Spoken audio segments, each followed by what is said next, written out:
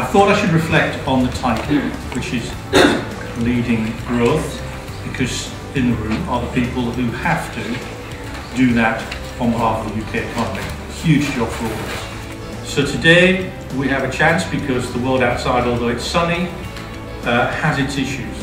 So I think it's a huge accolade to you and to the Academy to bring you all together with the noise and enthusiasm that's outside about how we lead growth. And it is absolutely vital that we turn the corner.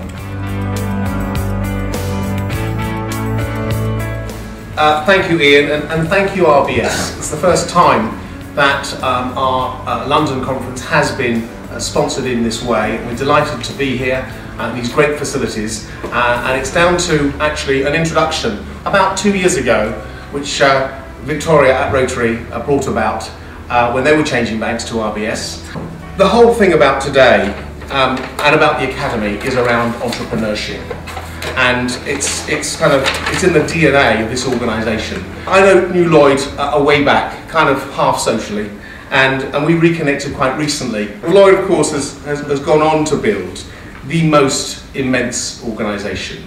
From a little shop, a little kiosk, I guess, in 1976, to an organisation that sold for £1 billion back in 2005.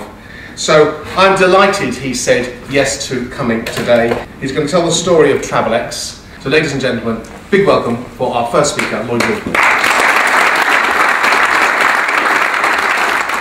It's a great honour to be invited to talk to you this morning. My story is the story of the little shop that became the global business.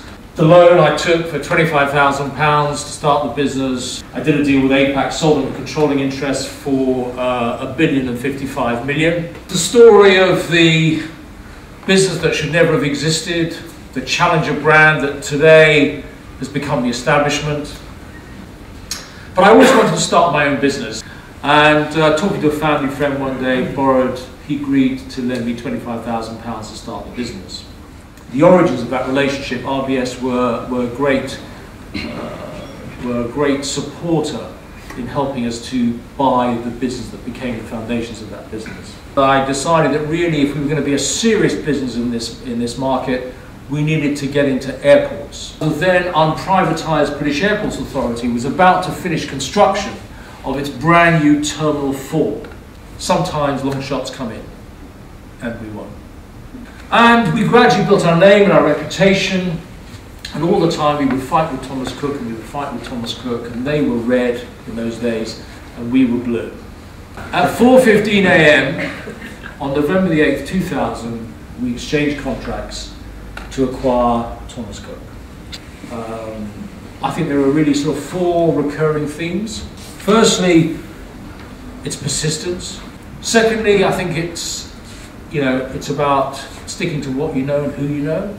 Thirdly, it's about I think conventional thinking will only ever produce conventional results. And in, I think, today's competitive environment, you have to think a bit differently. And fourthly, it's about self-belief.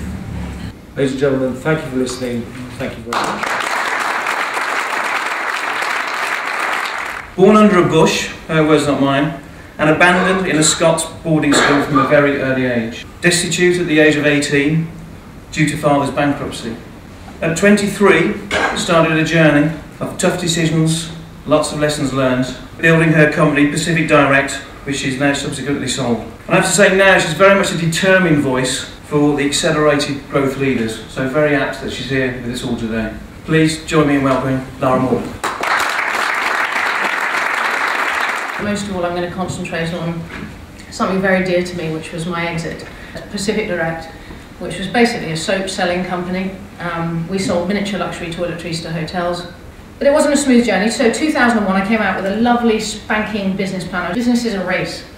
That's how I look at it. So I'm going to talk about the exit of the business. An exit is not an exit until the money's in the bank. We went back to market in 2007. You've got to deal with the horrible emotion of undressing in front of your competitors. Whatever advisors you get in the sale of your proposition, get ones that are experts in the field that you're selling in. And our bids were 20 8.5 million down to 13.5 million. That's the spread of the bids, which is incredible. Management team who are incredible professionals, they really kept their hands on the tiller, and I spent nearly 100% of my time on the deal. I took all the different offers and I modelled them on a spreadsheet to say, actually, what does that look like? Because the 28.5 million never is going to pay. I don't care how many times you hear it, please listen that the cash is the number that you focus on. If you don't stay on the numbers, they will crucify you.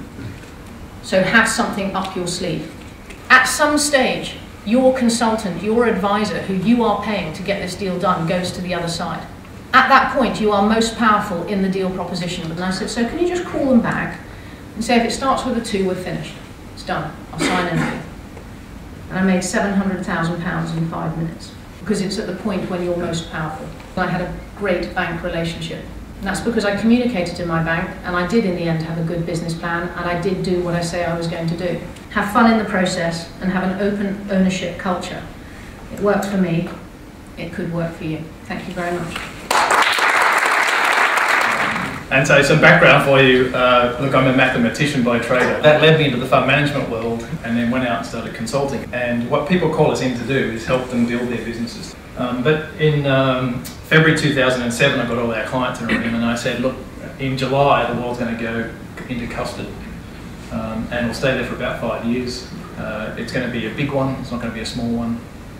And I said, look, you need to change your strategy, you need to stop recruiting, you need to cash up. Here's all the things that you need to do.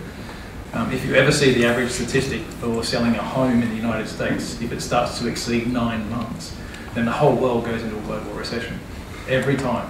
And in the fund management world, what we do is we use these things called rules of thumb, which becomes deadly accurate because everyone follows the rule of thumb. Once you hit that low, so if you can see that second dip up there towards the end, see how that hasn't gone down below the previous one?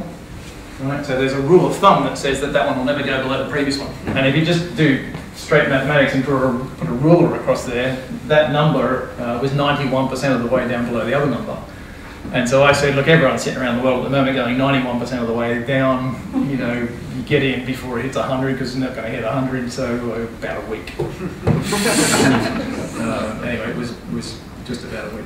But anyway, so if it comes back down, let me go all the way back up, is the point. Right? So I said, look, it'll go back up, it'll take about 6 months. Why? Because it's a rule of thumb that 6 months. Why does it always work in these cycles? Because reporting periods are 3 monthly. If you change the reporting periods to 4 monthly, all this cycle will change completely. There's three basic recessions that occur in the world. There's an L, a V, and a W. And a W is not a phonetic W. It's down on a 45 and it's back up like a W, but then there's this big flat period in the middle. So a lot of people reading newspapers and going, it's going to be a W with a double dip, thought it was going to be up, point, and then straight back down again. And that's not how we understand a W. W is down up to a point and now it's a long.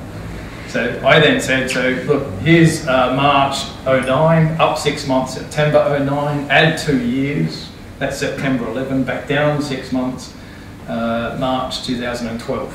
So way back in 2007, I said, the end of the first quarter, 2012, will be the announcement of the double dip. And the W is different. The W's got a big flat line in the middle. It's not down and bounce straight back up and away we go again to new heights. That's not what happens. In a W, it's like a 5-year period before we even get back close to where we started. And there's this big flat bit in the middle. And I go, so where you spend your money and where you invest your money and where to get growth is different than anything else you've done before. There's a rule of thumb, which is called, there's only 2 dips, there's not 3. And you invest £1 today, then you start to see a return on that in 12, 18 months from now, yes? And then if you line that up with the economics up here, then it's going to line up with when the markets, when the economy's picking back up again. So by the time you get the news that things are okay, the growth has already started. So people say to me, what's the one single biggest thing I can do from a business right now? I go, it's called timing. You have to get your business at the exact right stage of its own growth cycle to line up with the economic growth cycle. And in that way, you'll get the next 7-year growth run and you'll make quite a lot of money. If you miss it by a couple of years and you invest 12 months after the cycle starts and get out of the second brick wall 12 months after that, you'll only get 3 years of a 7-year cycle. And that's a lot of profit you're about to miss out on. The single biggest thing you can do right now is timing. You don't want to do that one. That would just be horrendous. That's called missing the whole run type stuff. Thank you very much. Thank you, Darren.